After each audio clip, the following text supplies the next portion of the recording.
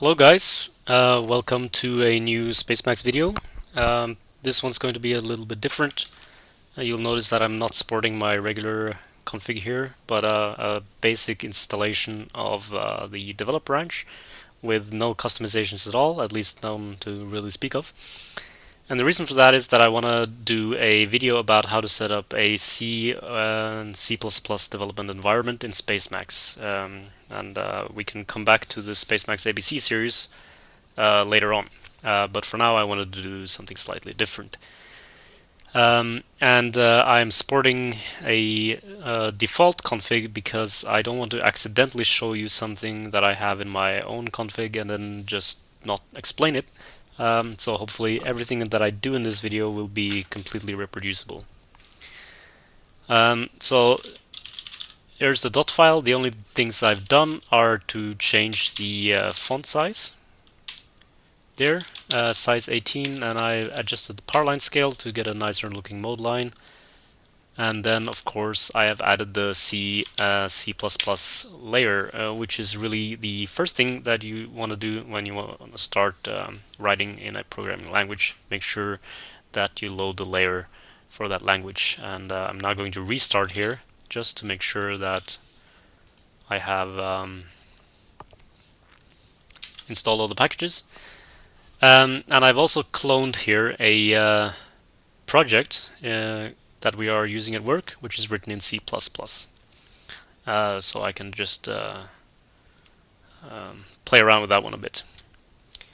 Now, the first thing that you want to do when you start a project is to compile it, probably, or at least when you start working on an existing project, is to compile it. So let me now open ifm.c and let's try to compile this project. First thing you want to do is to set up the build system, and in this case we use CMake, and in CMake of course you want to use out of tree builds, and this is a good config to use, I think. Yeah, and there you go, and now you have a make file, and then you can do make here to compile the project, but of course this is something that we want to do in Emacs. So let me go back to Emacs. Where is my Emacs? There it is. So under space C we have some commands for compiling things. In particular, you can do space C capital C to compile, and then it will query for a command to actually compile with. Now the problem with this is that this command will run in the current folder of your buffer, and in a large project like this you usually have files all over the place and you want to be able to compile from everywhere. So what you would do, of course, is to cd some absolute paths before you make. But this is kind of awkward, and yeah, I mean, we can do better than this. So the gods have granted us space cc, which is helm make projectile. Now it tells us that there's no makefile found because it's looking for a makefile in the path of the current buffer, and it can't find one because we are using out of tree builds. So in order to do that, we have to set the variable helm make. Yeah, I don't have auto completion on yet. Helm make build dir to a path where you can find the project. A path relative to the project root where you can find a makefile to use. And in this case, I put it in apps build. So if I now do evaluate that line, and I come back here and I do space EC. Oh, is it buffer local? Yeah, it's buffer local. So let me do setq default, and then I can do space EC, and it will go for the default target by default. And the reason it didn't go for the default target is that I've been using a different one when I tested this video. So I could just compile it, but this is a slightly larger project, so I want to compile in parallel. And for that, you can use prefix arguments. So if I do space U6, I will get 6 compilation processes. So that's what I want to do now. I want to compile with 6. So space U6, space CC, default target. Save that file, yes, even though it's not part of the project. And there you go. It will compile IFEM. And I will now turn off this video while I'm waiting for it to compile. Okay, there we go. Compilation finished. Everything seemed to work fine. And typically, the next step after compiling a new project is to test it. So, at least in this project, we have a special target in the makefile for this. It's called make check. So let me do space cc and type check. Actually, let me use some more processes for this because this might take a while. So 4 processes and then make check, and then you should see the tests run, and it will then build the regular programs, and then it will build the test apps, and then it will run a few tests, and this takes about 6 minutes. So let me again pause the video and return when everything passes, hopefully. Okay, there we go. My tests have finished and everything passed as they should, and that's great. So this is really how I roll. I use space cc to compile and to test my project. Now, of course, doing something like this won't last very long, so you need something more more persistent, and what you use for that is called a directory local variable, and I'll show you how to do that. So directory local variables are variables that are automatically applied to buffers below a certain directory, and that directory is whatever directory where you find a file called dir-locals.el. So let me make this file, and the format of this is a little bit wonky.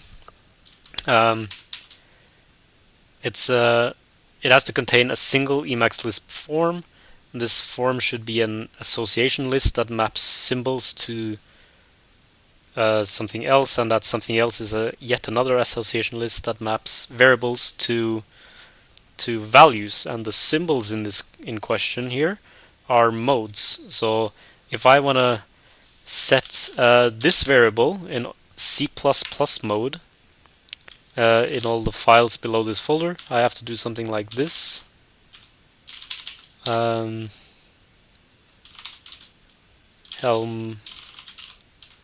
make build dir apps build. I think that should work. So let me try to verify this by closing this buffer and reopening it.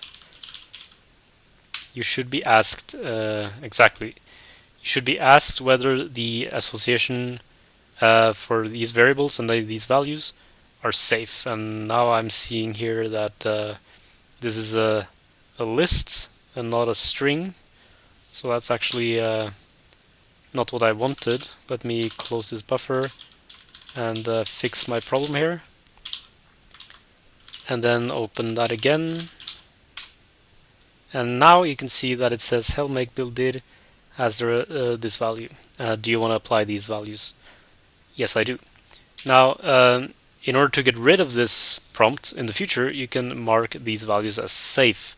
And you could have said exclamation point instead of Y to mark them as safe, and that will print at the bottom here. Or actually, let me do that to show you.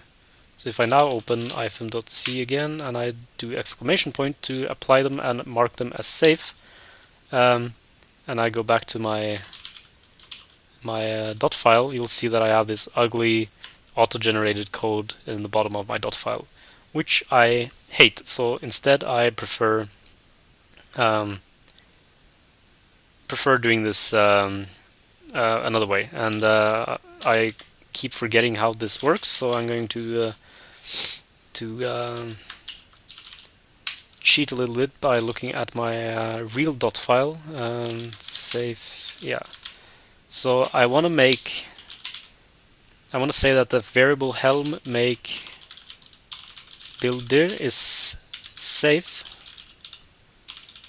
whenever its value satisfies the predicate that it is a string. So this will work fine for all strings. You want to be a little bit careful about what you or exactly what predicates that you use here, but for now I think this works fine. Now I've evaluated that, and if I now go back to ifm.c, close it, and open it again, you should see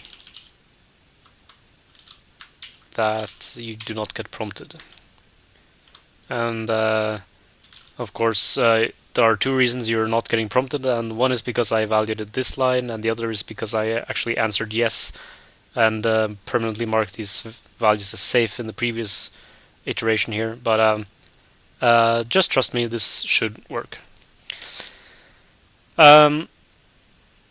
Right, so that brings me to the end of the compilation stuff. I think spacecc is your friend. Make sure you set the build directory so that you can use it at will without having to worry about where you are in the project. So the other one I wanted to say was, yeah, a neat little trick, switching between header files and implementation files. You can use spacemga. So this took me from the symbase.h to symbase.c, and of course by default you can use comma instead of spacem, so this becomes just .ga. Now I believe that by default it will not work to go the other way exactly, because projectile doesn't know that that .C files are actually C files. So it doesn't know that if you are in a C file, you should look for an H file. Now, to fix that, again, I will cheat and look at my other config here, and yeah, you have to add some entries to a variable called projectile other file a list. And in this case, you have to tell it that capital C, in case you're in a file called .C, then the other file should be .h. So let me just do that. Projectile other file a list, evaluate, and if I now go back to symbase.c and I do .ga, I should be brought to symbase.h. Very nice.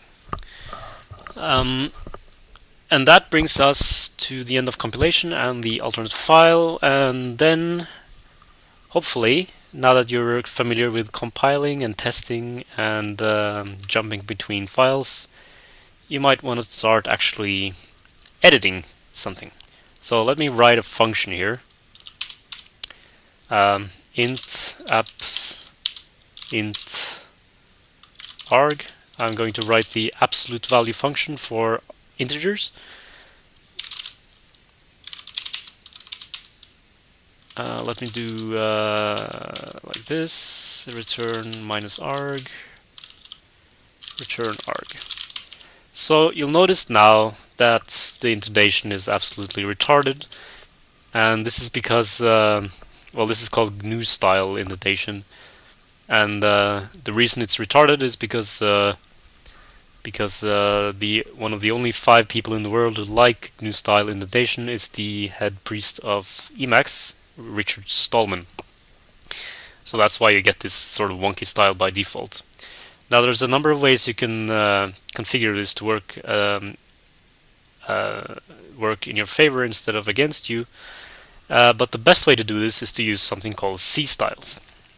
If you press Ctrl C period, you will be asked to set a style, and the styles you have to choose from is GNU, CC mode, Kernighan and Ritchie, BSD, the Linux kernel style, and so on. Now, maybe one of these works for you, in which case, great, you should set it as your default style. So there's a variable called c default style, and that variable is an association list between modes and styles. So but the default value here is to use the Java style in Java files, to use the awk style in awk files, and in any other files use the GNU style. Now let us say that I want to use the Kernighan and Ritchie indentation style, and I want to use it but I don't want to mess up with the awk in Java, just because that might be nice to have.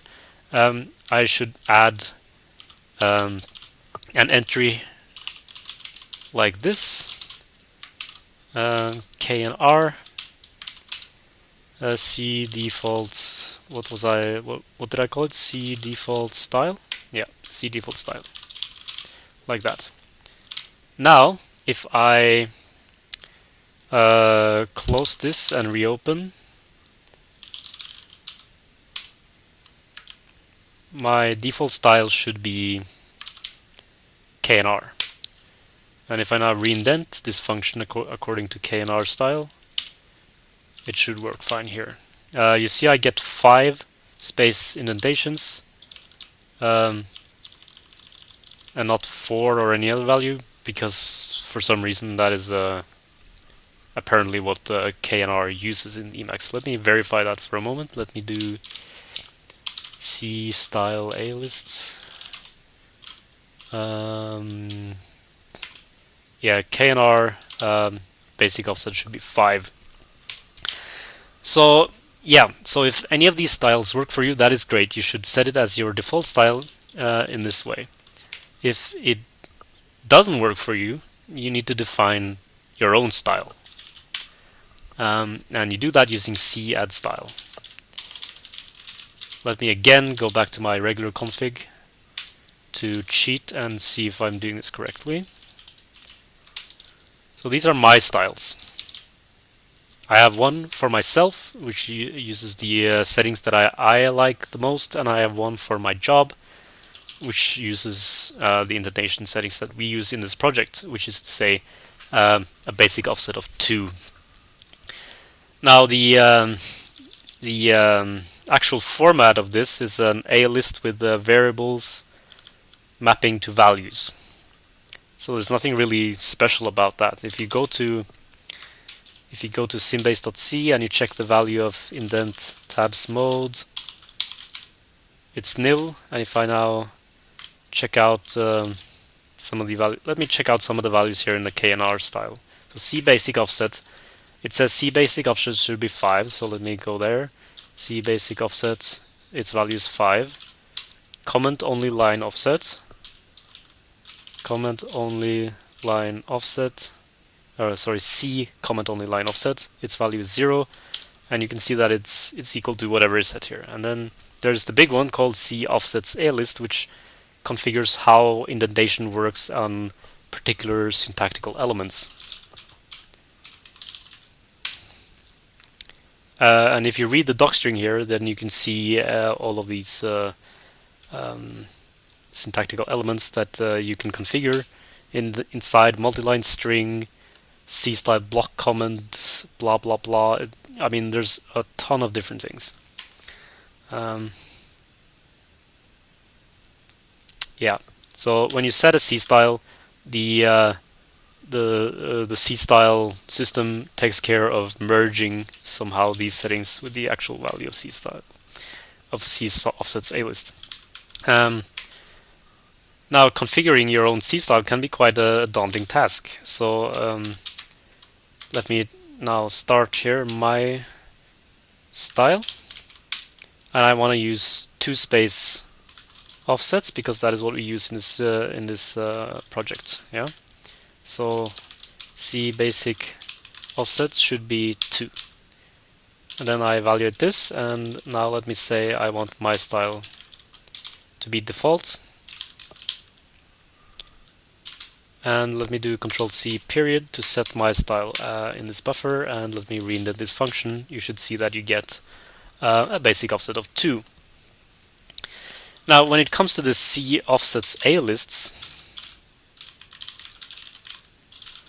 I show you here that there's a lot of things that you can set, and most of these are probably not interesting to you.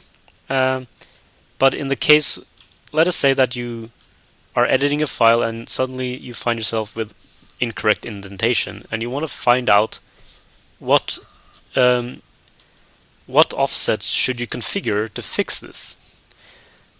Now, this docstring is long and kind of complicated, and you don't want to sit there reading this whole thing, and that's why you can do this instead. You can just go to um, go to the line where you think something is wrong, press Ctrl C, Ctrl O, and then it will suggest you which rule applies on this line. And in this case, it's defun open. So then you can open the docstring of C offsets A lists, search for defun open. That's the brace that opens a function definition. And let us see what the possible values are. Must be saying that somewhere else.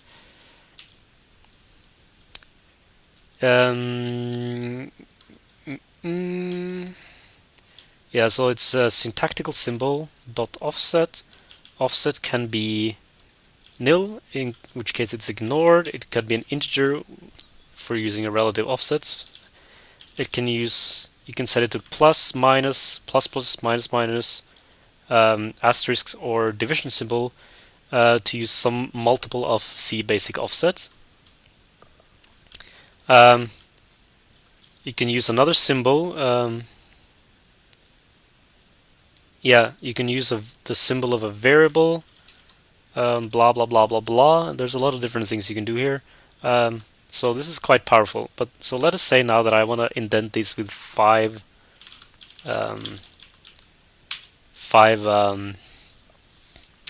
characters. And let me just do this again so I remember what it is. Defun open. Defun open should be 5. And evaluate this again, and then set the style again, and then reindent this function again. And yeah, this should be indented by 5. The reason this is now indented by 7 is because the value of the defun block intro offsets is equal to plus, which means a single multiple of the basic offset, which is 2. And this is of course relative to that line. So let me try something just completely wonky here. Defun block intro. Defun block intro should be minus minus, which I believe means negative 2 times the basic offset.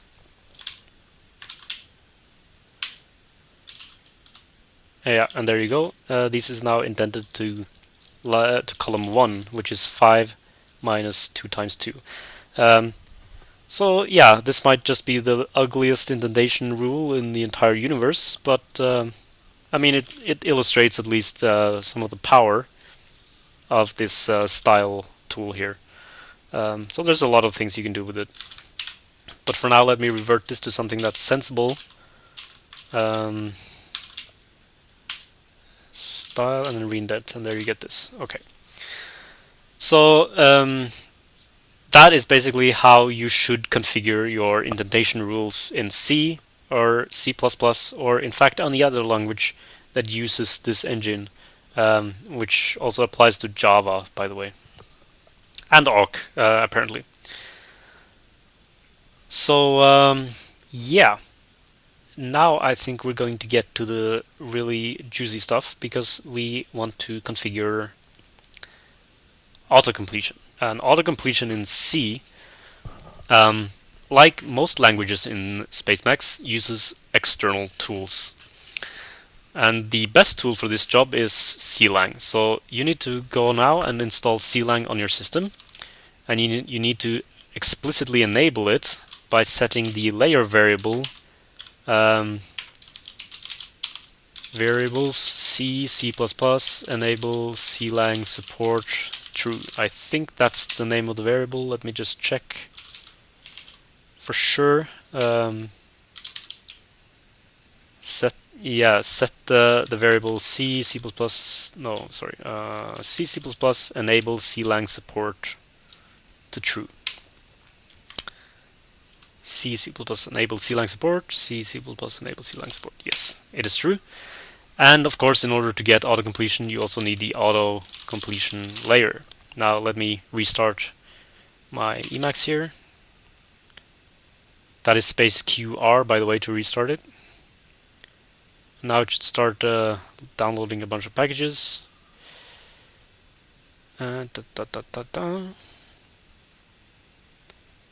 And I will restart again to get rid of this.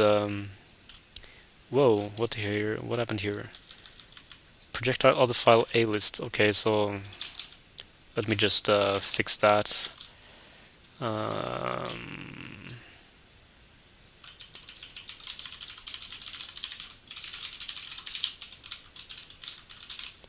There you go. Now this should work. Space QR to restart again. Yeah, great. So now we have auto completion with CLang support, and if I now do open simbase.c and I do ifm blah blah blah, you'll see you get an error.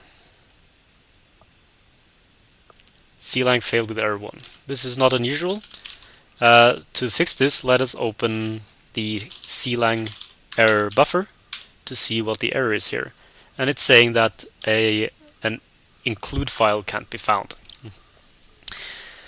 And this is something that you have to deal with every project where you want to use CLang autocompletion. You have to configure it so that it can find out where to find your include files. In fact, you have to configure all sorts of things. Now, the best way to do this is to write a file called CLang complete at the root of your folder. This file should have a bunch of compiler flags, one per line, and most of them will be -i to set some include path, right? Now, you could write this one manually, of course, but that's kind of painful. So the gods that rule this world have come up with a better solution. And if you go to Google and you search for ccargs, and you go to the first hit, that is a Python script that you can use as a wrapper compiler, and it will then generate these CLang complete files for you by reading all the input arguments and just filtering out the ones that are useful. Now I have installed this on my system, so let us do this. Let me just switch to the terminal here, and let me delete everything in this folder, my build folder. The reason I do this is because CMake is kind of silly sometimes, and it's hard to reconfigure a build when you've already done it. Now, this is my command for CMake, but I want to now configure this to use my shim compiler. And I do this like this. So instead of g++, I will use ccargs.py g++. So this script takes a compiler command as its first argument, and then it'll be given a bunch of other arguments from the make system. It'll then read those arguments and write to the CLang complete file as required, and then it will invoke the actual compiler, right? So if I now do this, it will configure, and it should say here that it uses the C++ compiler ccargs.py. You have to do this depending on your build tool. This step might look slightly different. If I now make here, it should start making these files for me. And let me now pause the video and come back when we're done.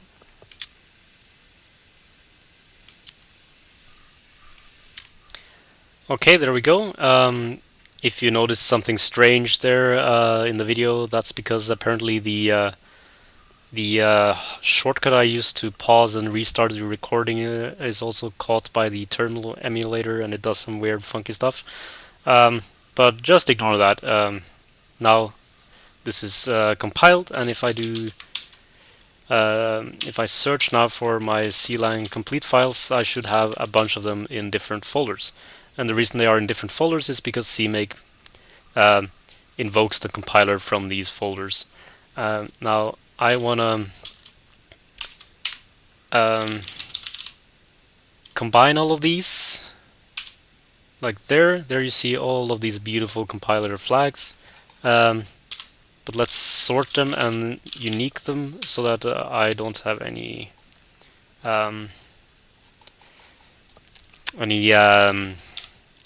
duplicates. And then I put that in a file called Clang complete. Great. So if I now go back to Emacs and I open my, or I close my symbase.c and I open it again. Now, hopefully, if you check the Clang company Clang arguments variable, you should see that it is nil. That is interesting. Let me restart. The best thing to do when you find something strange. Company Clang arguments. It is nil. Yeah, that is funky. That's funky indeed. Let me pause while I investigate. Okay, I'm back, and I've investigated, and I found what can only be described as a bug. And the reason this happened is because the function in Spacemacs that loads these arguments from that file apparently are only added to the hook if flight check is installed. And I mean, it is used for flight check, but it is also used for company. So that's a bug that we should fix. Apologies for that. But for now, I will just work around the issue by enabling syntax checking. That is the name of the layer, right? Syntax checking, yep. And for now, I will disable it by default because I want to focus on auto-completion and not syntax checking. And now, okay, so now let us restart. Now it will download flight check and a bunch of other stuff. And let us restart. And if I now do open the symbase.c file, and I now inspect the value of company Clang arguments, I should get all the ones I have in my file, and that's exactly what's happened, which is great. So now I can actually get Clang completion, I hope. ifm get options, it finds it, perfect. ifm init, perfect. So the great part, or the great thing about this company backend is that it actually works kind of like a snippet as well. So if I now do enter, because I want this completion, I can tab between the arguments here. Or apparently I can't back tab, but I can at least tab. And they are pre-filled with the names of the parameters and their types. So if I now just start typing here,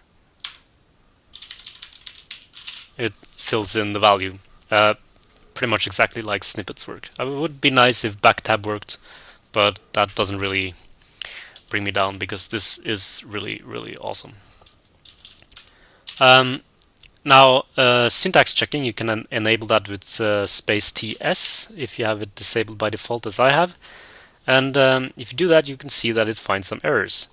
And the reason it can find some errors is because it has because it also looks in included files, and some of these included files are from different packages, and some of them and most of these warnings that I'm getting are for unused variables or unused parameters, and they are unused because that's just how these other packages are written, or because they are only used if some compilation